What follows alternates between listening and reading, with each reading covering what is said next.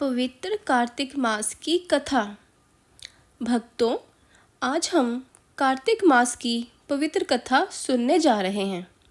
कार्तिक मास जो भगवान विष्णु को अत्यंत प्रिय है, हम सबके जीवन में शुद्धता और शांति का संदेश लेकर के आता है।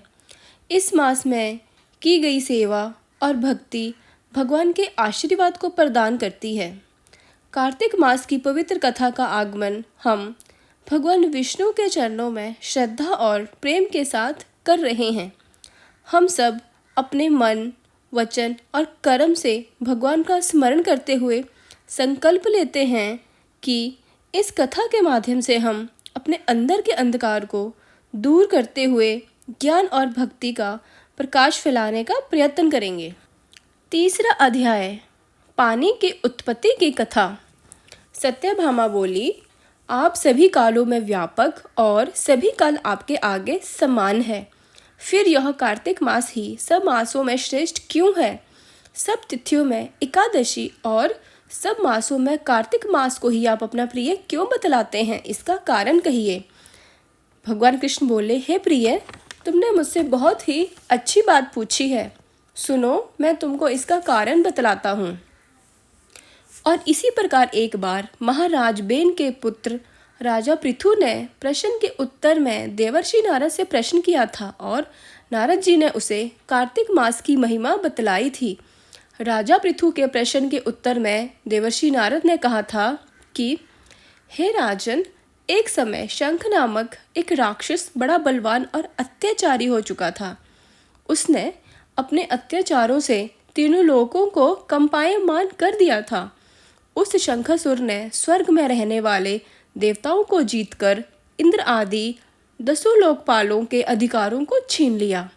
उससे डरकर सभी देवता सुमेरु पर्वत की गुफाओं में अपने कुटुंबियों के साथ बहुत दिनों तक छिपे रहे। वे सुमेरु पर्वत की गुफाओं में निश्चिंत होकर रहने लगे।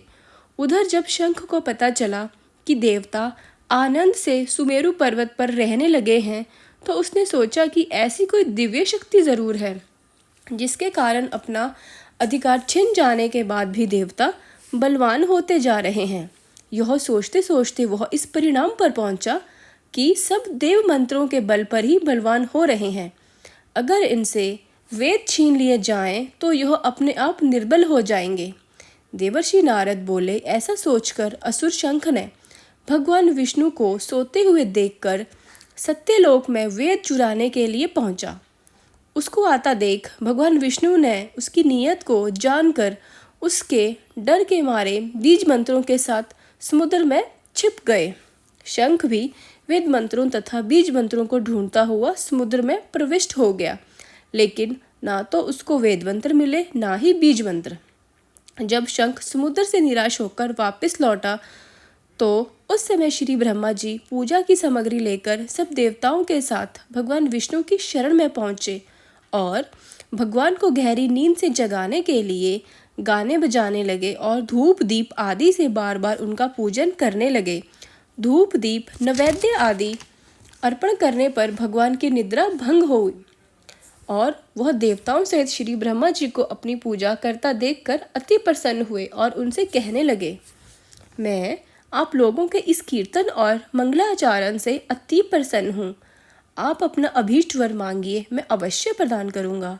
सो मनुष्य अश्विनी शुक्ल के एकादशी से देवोत्थानी एकादशी तक ब्रह्म मुहूर्त में उठकर मेरी अर्चना करेंगे। वह तुम्हारे तरह मेरे प्रसन्न होने का कारण सुख को प्राप्त करेंगे। यह जो वाद्य, अर्घ्य, आचमन और जल आदि सामग्री आप लोग मेरे लिए लाए हैं, वह अत्यंत गुण वाली होकर आपका कल्याण करेगी। शंख जो वेद चुरा कर ले गया है, सबके सब समुद्र में ही है। मैं उस शंखासुर को मारकर ले आता हूँ। आज से बीज मंत्र और वेदों के साथ चारों वेदों अति वर्ष कार्तिक मास में जल में विश्राम किया करेंगे। अब मैं मत्स्य का रूप धारण करके समुद्र में जाता हूँ और आप लोग भी ऋषि महर्षियों को साथ लेकर मेरे साथ चलें। जो कार्तिक मास में प्रहर रात्रि पहले स्नान करते हैं, वे निश्चय ही अक्षय फल को पाते हैं। वह अज्ञात में अमृत स्नान का फल प्राप्त करते हैं। हे देवेंद्र, जो कार्तिक मास में व्रत करते हैं उन्हें सब प्रकार से धन, पुत्र, पुत्री आदि देते रहना, उन्हें सब आपत्तियों से बचाते रहना।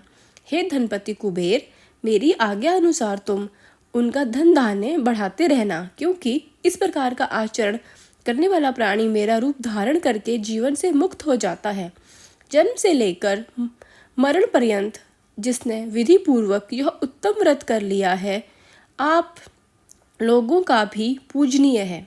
आप लोगों ने मुझे कार्तिक शुक्ल एकादशी तिथि को जगाया है, इसलिए यह एकादशी मान्य है और मुझको बड़ी प्रिय है। हे देवताओं, यह दोनों व्रत नियम पूर्वक करने से प्राणी मेरे समीप पहुँचते हैं। इन व्रतों को करने से जो फल मिलता है वह अन्य व्रतों से नहीं मिलता। इसीलिए हर मनुष्य को सुखी और निरोग रहने के लिए कार्तिक महात्म्य और एकादशी कथा सुनते हुए उपयुक्त नियमों का पालन करना चाहिए। इसी के साथ इसका तीसरा अध्याय भी समाप्त होता है।